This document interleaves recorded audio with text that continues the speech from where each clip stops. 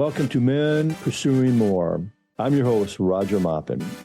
I believe every man has the potential to push past his limits and strive for something greater. Whether you're a former athlete who is looking for what's next, a professional pushing through the daily grind, or someone simply ready to break through life's toughest challenges, if you're ready to step into the pursuit of something more, your pursuit begins now.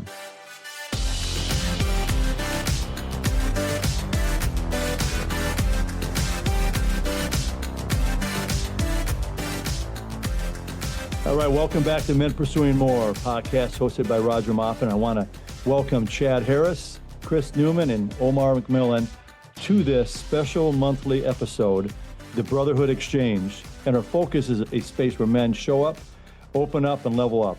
A brotherhood of men pursuing more, becoming better together as leaders in their homes, anchors in their communities, faithful in their journey, and committed to uplifting and empowering others along the way. Man, we're going to jump right into it. And I've had all three of you on Men Pursuing More. So for the listeners, you can go to Men Pursuing More Podcast. It's streamed on a lot of platforms out there, or at maupincoaching.com to know more about their story, more in detail. All right, man, let's get into it. Omar, let's start with you. And could you share with the listeners, since all three of you grew up in Milwaukee, Wisconsin, and share a few highlights and challenges growing up in Milwaukee? Man, so I was in Milwaukee. I spent my first 19 years of my life. 19 years of my life in Milwaukee, Wisconsin. And to be honest, if I look back at it now, those were some fantastic challenges because I think they made me a better person. But I grew up in the projects, the North Side of Milwaukee, seen a lot from gang violence, drug dealing, prostitution, all in the neighborhood. But I think some of the things that kind of helped me, I had a God-fearing mom and a dad that kind of had a certain reputation, so I was well protected on a regular basis.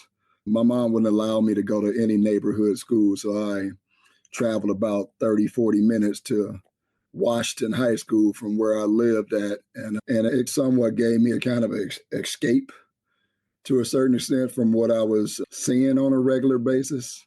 But I think it was a hard transition from going from Milwaukee to the Twin City area because I was just used to so many things in Milwaukee. It was every playground was full with basketball.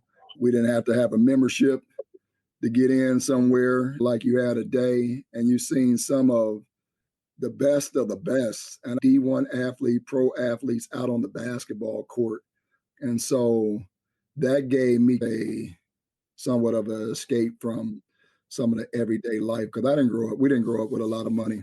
We didn't grow up with a lot of the materialistic things. Shoot, I don't think we had a car until I became like a junior in high school. So I came very familiar with the Metro Transit system, as well as I probably was one of the all-time greatest walkers in the history of Milwaukee, Wisconsin. Boy, if you could walk to some places, you'll find a ride back home.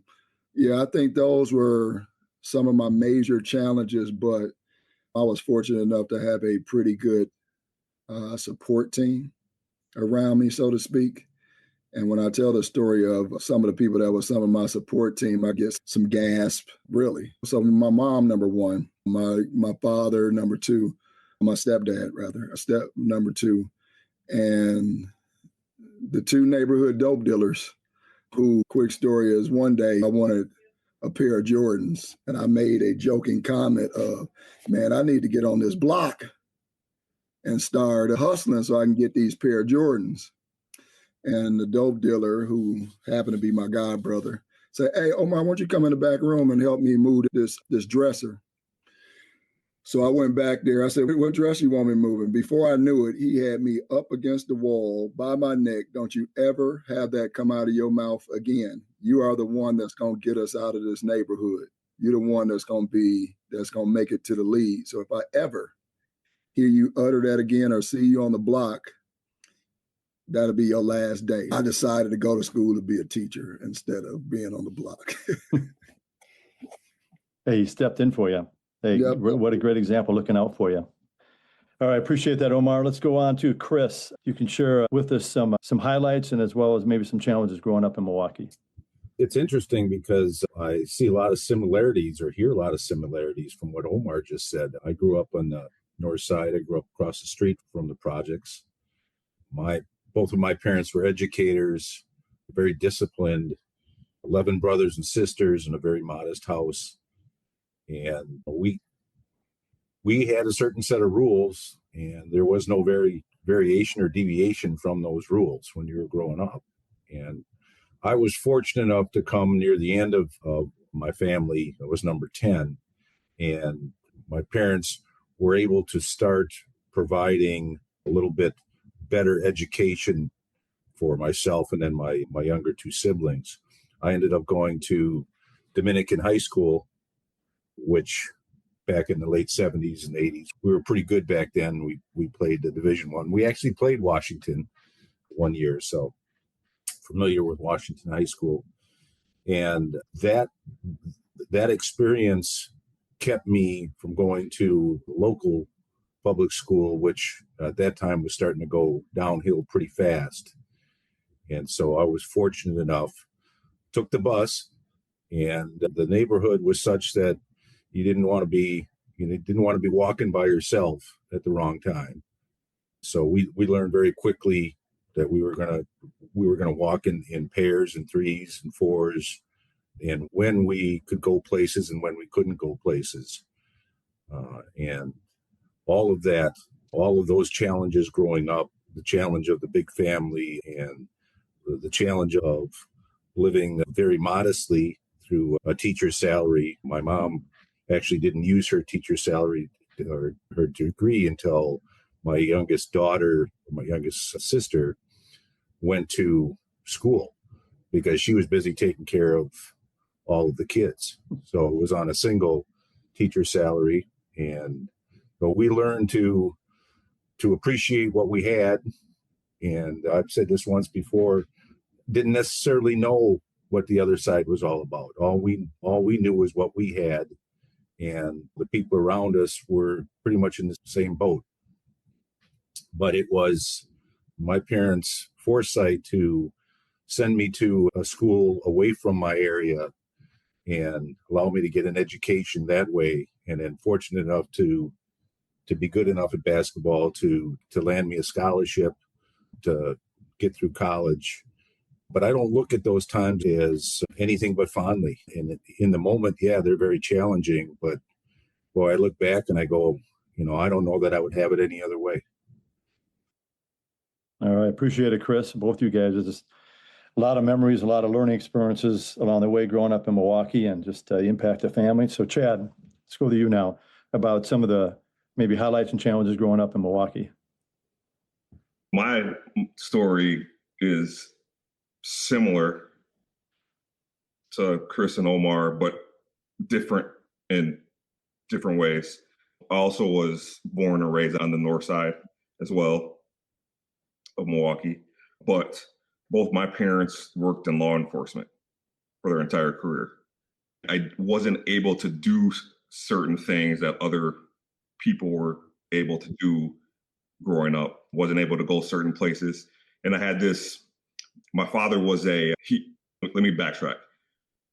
Starting in the military, he worked in special operations in the military, got out, worked for the government, then came back home to Wisconsin and worked for the Milwaukee Police Department, worked his way up to the ranks and was one of the highest ranking officers in Wisconsin. So there was kind of like this urban legend about my dad always going around. So I had this little invisible bubble around me all the time, where if I went somewhere, even as a teenager, there was really not too many issues because everyone knew who he was. So people really didn't give me any problems. Even if I was in places I wasn't supposed to be, I think people knew who he was, and by proxy, they kind of didn't mess with me. So that was good and bad at the same time, because it didn't give me that wherewithal for when I left home, how to handle myself in certain situations. So it was a catch-22 kind of situation. But growing up, it was very militaristic, like in my home. It was there was absolutely no questioning anything. Every single morning, whether it was summertime, before school, I had to do the military bed making.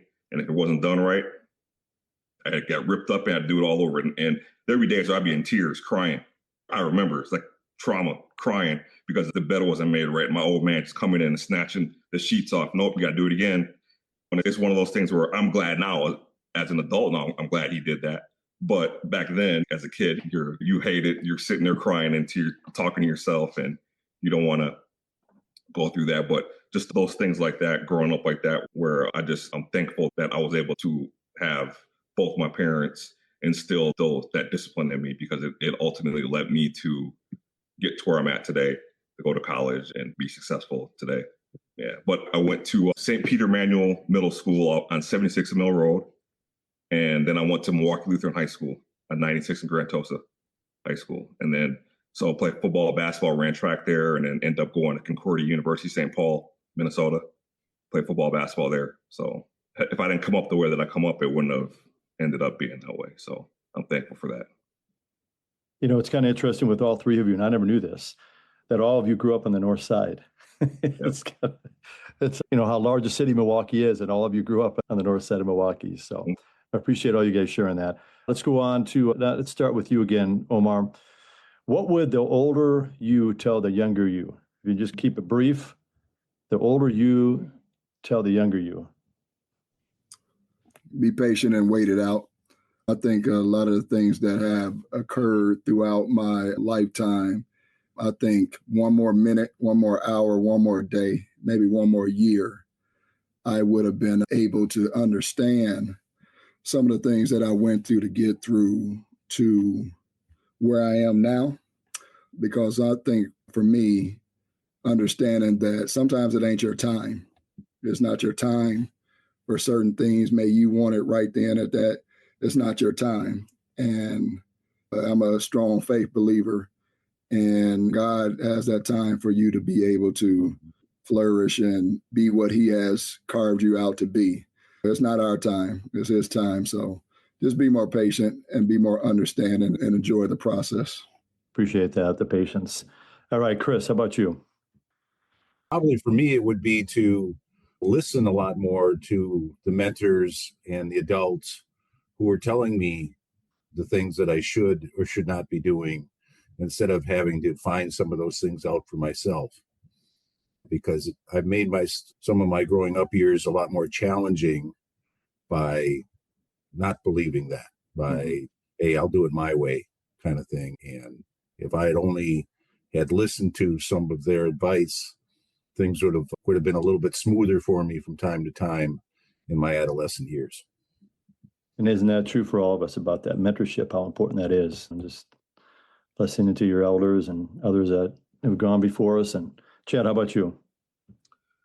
I think for me personally, I think it's when I was coming up, just to sit down and take more time to talk to my old man, talk to my pops, and have more conversations with him. When I was coming up, I spent so much time trying to get out of the house. So much time.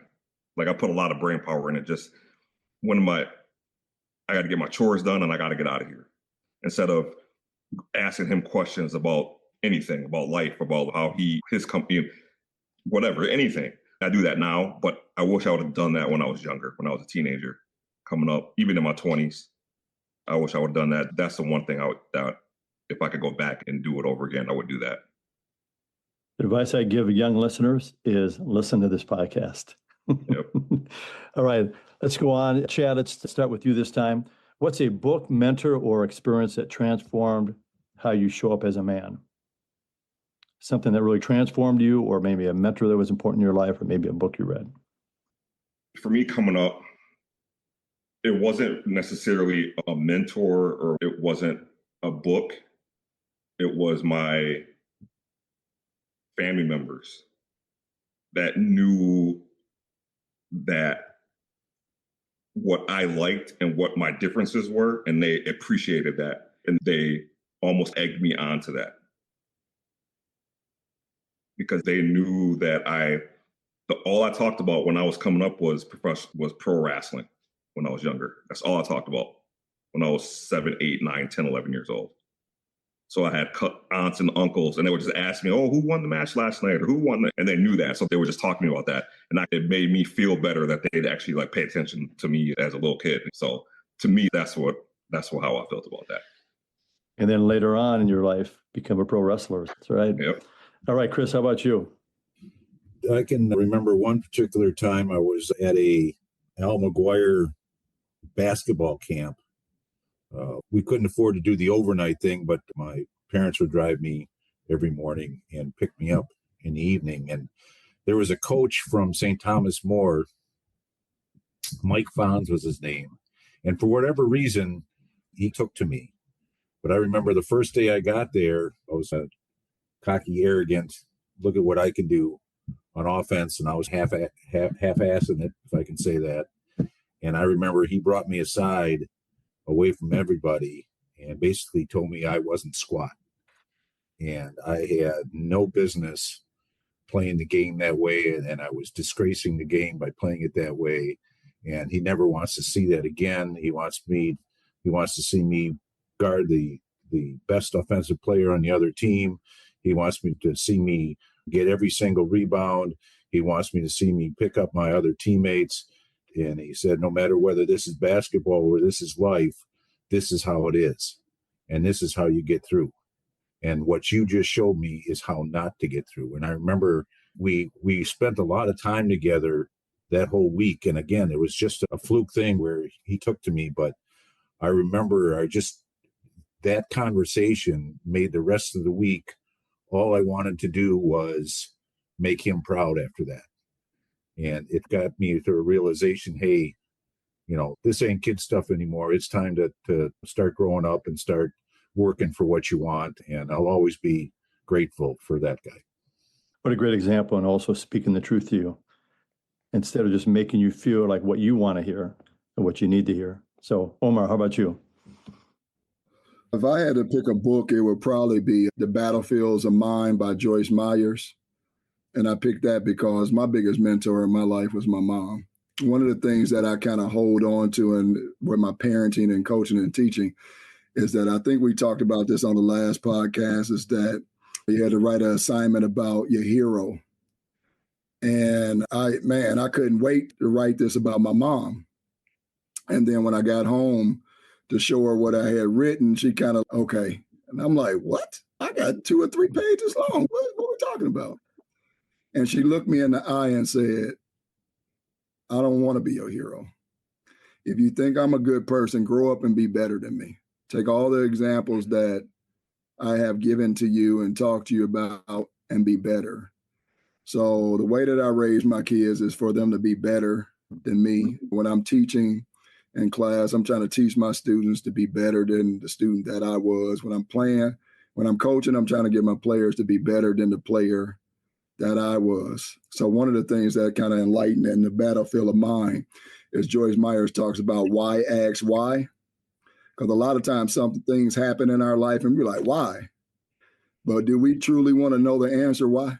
Because maybe we might not be humbled enough to be able to accept the answer that what the why is. And my mom used to talk like that all the time. Do you really want to know why? Because you might not can handle the why. So those connections of that book being a great guidance to me and being my mom being my mentor and my hero. Yeah, Joyce Meyer, she's well known. Appreciate you sharing that. Yeah. Omar, let's move on to, Chris, let's start with you. And let's talk about one truth or like principle you want to pass down to the next generation of men. So we have young listeners on this, listening to this podcast that are young adolescents, young adults. What's one truth or principle you want to pass down to the next generation of men? That there are no shortcuts. There's no quick, easy way for anything, especially anything that's worthwhile. Whether it's your sports, your profession, your family, it's an everyday thing. It's a get up and you do it every single day, and you do it the right way, and then you get the right result, and you get the lasting result. I like that. No shortcut. All right. How about you, Chad? I tell both my sons, it's okay. It's okay to be a man. The world's going to tell you different nowadays in 2025. And I disagree with that. It's okay. It's okay to be strong. It's okay to be a strong man. And you don't have to conform to what the world tells you about what that looks like. You know what that looks like by your grandfather, myself, your uncles, what strong men look like. Those are your examples of what strong men look like. So that's my advice to the listeners is it's okay. It's okay. It's all right. You don't have to suppress your manliness, your manhood, your strength. You don't have to do that. That's just my advice to the next generation. Good advice for your two sons. All right, Omar, how about you? Talk more. I would suggest a man to talk a little bit more.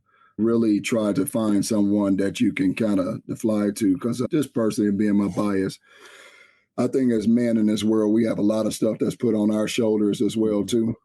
And the thing about it is we got to put on a certain face. We can't show that we weak. We can't show that it's getting to us. We can't show that it's stressed. And I think a lot more guys from a mental health and a physical health would be a little healthier if we had somebody to brief with. Sometimes, and it sounds weird, sometimes the wife is not the person. Sometimes your significant other is not that person because they're not sometimes able to see it from a man's perspective. So being able to debrief a little bit with another male counterpart and relay some of the stuff off your chest, I think that would relieve us and make us a little more mentally, physically healthy as well, too. Appreciate that, Omar. The purpose of not only this episode, the Brotherhood Exchange, that I'm going to have on a monthly basis, but really the reason behind the Men Pursuing More. All right, let's move on to Chad. Let's start with you. Can you share a moment, and some of you have already shared a little bit about this, maybe a moment when another man challenged or sharpened you in a way that changed your life? And I know a few of you talked about other men that really shaped you or challenged you, but can you share maybe a moment when someone really shaped you? I know you've been involved in when you're college basketball, and I know you played some football, and then I know you did pro wrestling too. So it was really when I got started with my professional wrestling career. It was actually the first day that I showed up to do the tryout, because at that time you had to try out to even get accepted into school, the training camp. And I got there, was standing at the place of the facility, and I was stuck just standing there, just because I was nervous. And I'm looking, and there's people standing around, and there's a guy standing there. And I'm like, there's no way. There's this big, huge superstar that's on TV, and he's looking at me. I'm looking at him, and he comes walking towards me, and I turn around and I'm walking back to my car because I was like starstruck because this guy is this huge, and he grabbed me. He like ran and grabbed me with my sword. What are you doing? I said, oh, I was gonna sign up for this school, and do the trial, but I'm just gonna leave. He goes, no. He goes, you're doing this. So I was like, okay. So he like had me like literally around my neck, dragged me back in to do the tryout. And then fast forward about 3 weeks later, after I'm 3 weeks into this training camp, I got off of work and I had to go to help all the newbies had to do all the ring crew setup, clean up chairs and all the stuff. I got off work and I showed up to an event, and he was standing there and waiting for me to get there. And he said, you're working this tonight. I said, I've never done this. I've only been here for 3 weeks. I don't know what I'm doing. And he just laid into me, just chewed me a new one. I've never been chewed before.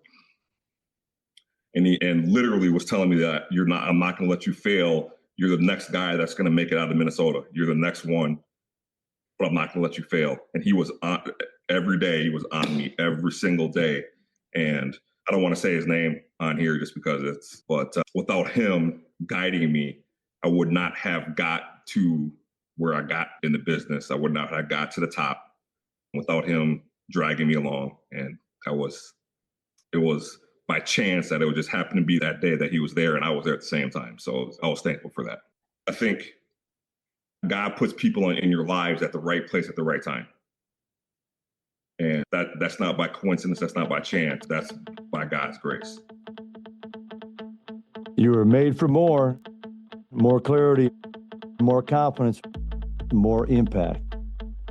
At Maupin Coaching, I help high school and college athletes master the mental game and guide men into purpose-driven leadership.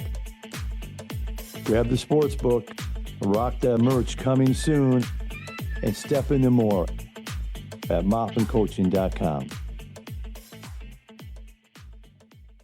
Gotta love that. God's grace. He put him in your at that time, at that moment. So appreciate that, Chad.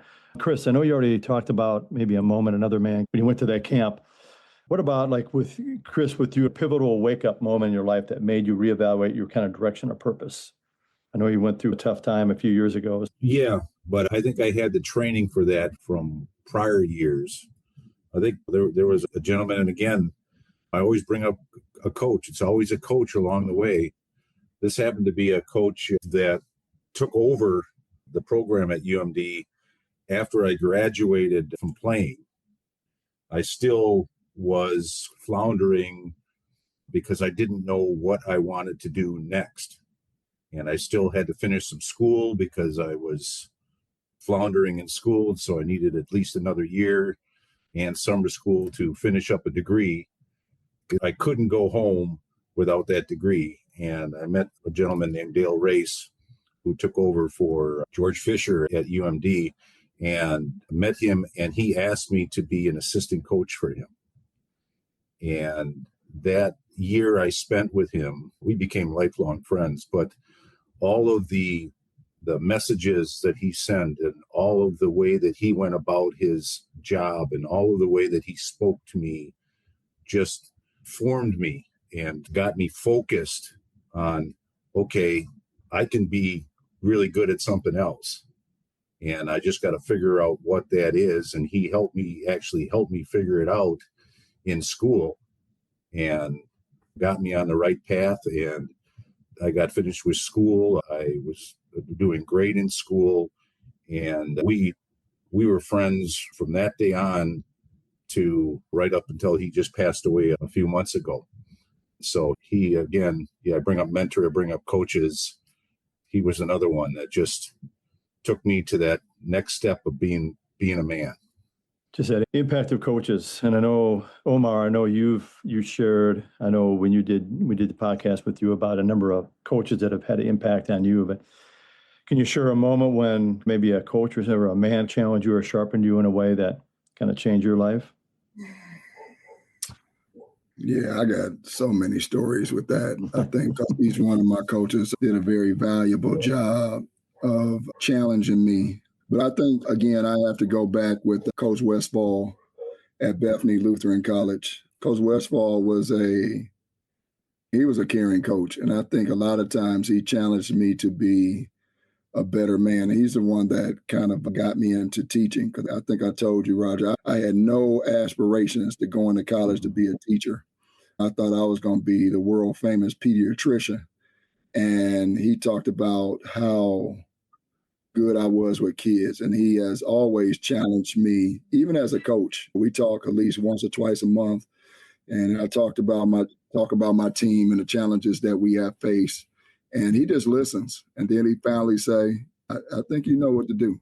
Go ahead and take care of those things. But even when he checks in on me, we don't talk basketball. We talk about how's the family, right? And he has taught me to be a good family man as well, too. So those type of things that's outside of the world of sports are the things that I value the most. And Chris, when you bring up Coach Race, he challenged me as well, too, because every time we had to play against UMD, man, I had to step my game up, man, because that boy, he coached his butt off, man. You couldn't come into that gym as no slouch playing against them Bulldogs, man. No, he would guard you. Yeah. For sure. I just appreciate you, man, being on this podcast and on the episode of the Brotherhood Exchange. And I think it's really going to make an impact on a lot of men out there just listening in. And just the wisdom that you men bring to this podcast and this episode. So we're going to start with you, Chad. Keep it to about 30 seconds. But if this conversation reaches a man who feels lost or alone, what would you say to him right now? There's a lot of men that we talked about maybe lost, alone. They don't know what to turn to or where to turn to. And the first thing I will say is it's imperative that I believe that you should get into your Bible. You have to. I believe that with all my heart. You have to read the word. When you read the word, you are going to be touched by the Spirit. You're going to hear the word of God. You will find yourself, and you will find the answer that you're looking for. If you try to find external answers, they're only going to be temporary. Those are all temporary Band-Aid fixes that aren't going to be, the holes aren't going to be filled. You have to get back into your faith, get back into the word and reading the Bible. Actually reading a hard physical Bibles I believe is the best way to do that. Get right into the word. Appreciate that, Chad. Chris, how about you? 30 seconds. Go. Amen, Omar. I would shout out exactly what he said. And the other thing is, don't be afraid to reach out to people. Reach out, and it doesn't have to be somebody that's a best friend. It just be somebody that you saw that from afar, and you see how their success, or it could be a meeting, whatever kind of meeting it is, where other people get together and they discuss their own problems. But definitely talk through that with someone or some people to get to make you understand that a lot of people go through what you go through, and you're never alone going through those things. And together you guys can come out the other side. All right. Appreciate it, Chris. Okay, Omar, I'll give you about 20 seconds. Go. Easier said than done. Enjoy life. Enjoy life. There's too many stressful things out here that's going on in the world. If you can wake up in the morning, God-given, you blessed. Find some positives about the day that you can go and be productive and help somebody else and just enjoy. That's my biggest shout out. All right. Hey, Chad, let's start with you and let's talk about what do you believe is missing maybe in today's brotherhood culture, and how can we help men moving forward, and how are you helping fill the gap, or what can be done to help fill that gap? I think what's missing in today's brotherhood culture is the ability to have elevated, high-level conversations with disagreements without it becoming combative. I think that's what's missing. So whether it's political ideology, religious ideology, whatever it may be, if in today's culture, if you and I disagree, we hate each other.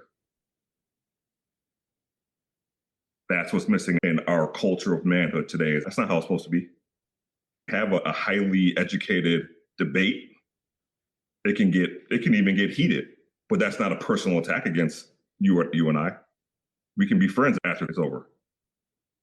And it shouldn't be the end of our friendship, the end of us still communing together as men. It shouldn't be the end of our families possibly being destroyed, like of not being together anymore. The whole culture has shifted, and it should go back to being able to be disagreeable without there being it be the end all be all. So that's just what my opinion is. How about you, Omar? That was good. I agree. I totally agree with that 100%. But one thing I'm thinking, I don't know if it's actually missing, but we don't see enough of it. The overwhelming willingness to help our fellow man without reservation. And I'm thinking about the people who I would say took a risk on helping me and helping some of the guys or the people in my neighborhood or that we're in our circle. Just an example is a doctor that he was a pediatrician. That's why I wanted to become a pediatrician, that came and helped out our basketball team and sat down and taught us about financial literacy and different things like that and how to fill out a college application. I think there's just so much reservation. I think piggybacking off what Chad said, reservation to help and choose to agree to disagree. I think as I get older and people express their opinion on how they feel about certain things, I just let it roll off my back because they do have the right. They do have the right to express their opinion, whoever they like, and this and that. And again, whether it bothered me or not, yeah, it might bother me in some to extent, but get to the point where I'm truly disliking or hating somebody based upon their opinion is kind of asinine, I think. We can choose to disagree, this and that, but I think it needs to be a fair fight. So if I choose to disagree with you, you can choose to disagree with me. And it's like that, what do they say? Be able to dish it and take it, right? If you're going to dish it, be able to take it, right? So that's how I feel. So the willingness to take a risk and help other young people with different things and being a support team, but also too piggybacking off of what Chad said, we got to learn to play fair in the pig pen or whatever, the sandbox, whatever. What do you think of all three of you guys played ball growing up? And there's trash talking taking place, but it's like, you got to be able to take it. You don't have to make it. We're not making it personal, but that's part of the game. And hey, he's trash talking, you can trash talk back. But hey, at the end of the day, after we're done playing, hey, we can be friends. We can be civilized. It was rough. It was, I'm telling you, it was not, you could not function. Some of these people would not be able to function on the courts in Milwaukee. In the 90s. In the 90s, there's no way. There's no way. Sometimes you didn't get picked based on your skills. You got picked whether or not you was going to be a crybaby or not. No, he cried too much. Hey, we don't want him to play. You get next game. We don't want to play with you. Oh, that's so good. Okay, let's end up with you, Chris. What I see going away is a central faith-based family values that we all shared them. None of us grew up in upper class situations, but we all grew up with faith-based family values for our parents that were the ones that initially showed us how it's supposed to be and allowed us to then carry that on. And I'm seeing less and less of that family, that faith-based family unit. And unfortunately, some kids have a real tough time because they don't have that to start with. And I would just like to see us get back to that family values and faith that no matter what financial situation you were in, you were going to have a very good opportunity very early on to then flourish later on in life. And it's unfortunate that society has broken that situation up a little bit as time has gone on. But we all know we can change that. And it can be changed right here by your voices and others. And I just want to go around one more time. If Omar or Chad, if you'd like to share any more about what we just talked about, filling that gap. I'll jump in. One of the big components that, to piggyback off of Chris, one of the big components that's missing in today's society is discipline. There's an overarching umbrella over everything that we're talking about, and it really all could lead back to discipline or the lack thereof across the board. And we can talk about whether it's from adolescence all even up to adulthood, it's lack of discipline. And nobody talks about it. And people don't want to put that at the forefront of the conversation because it's taboo or it's whatever it is, but people do not want to talk about it. People do not want to say that lack of discipline is an issue. And it is the number one issue that is running rampant in our communities right now. Families, individuals, children, it's the lack of discipline.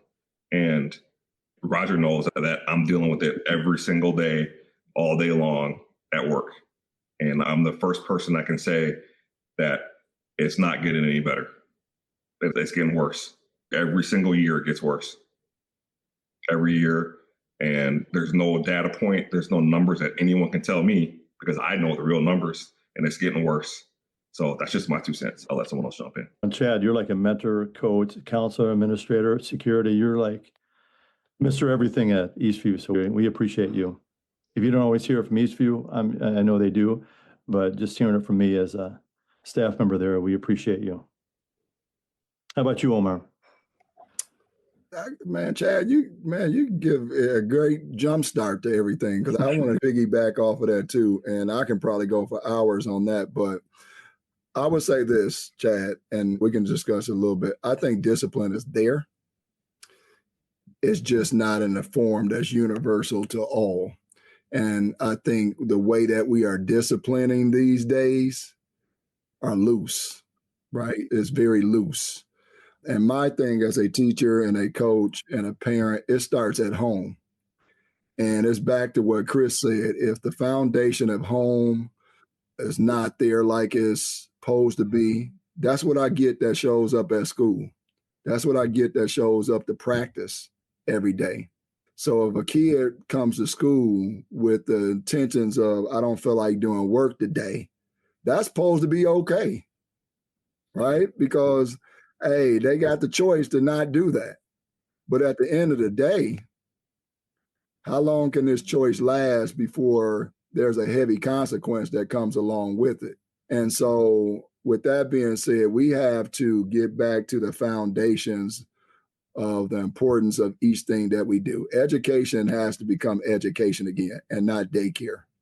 Being a coach has to become coaching and raising great young men and young women in the sports that they play in so they can go on to be great citizens, not stroking people's egos so that they can go get a big time NIL and all those different things, right?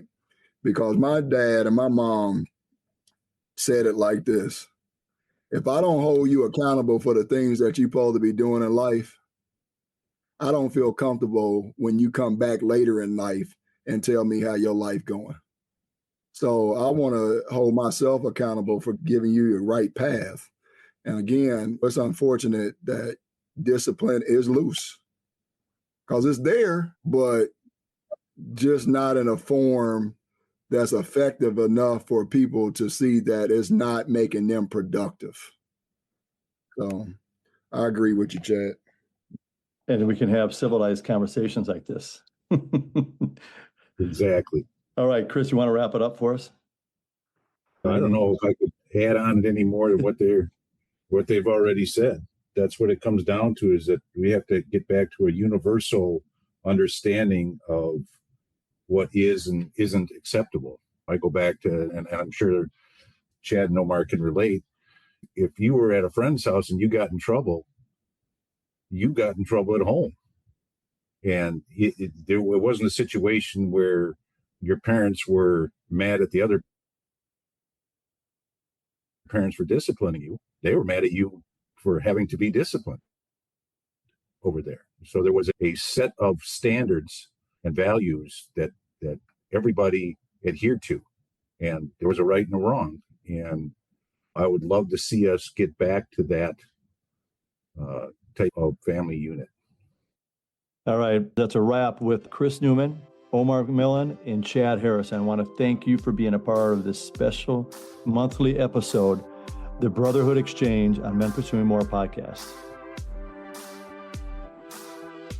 Hey, thanks for listening to Men Pursuing More podcast. Don't forget to follow us at maupincoaching.com.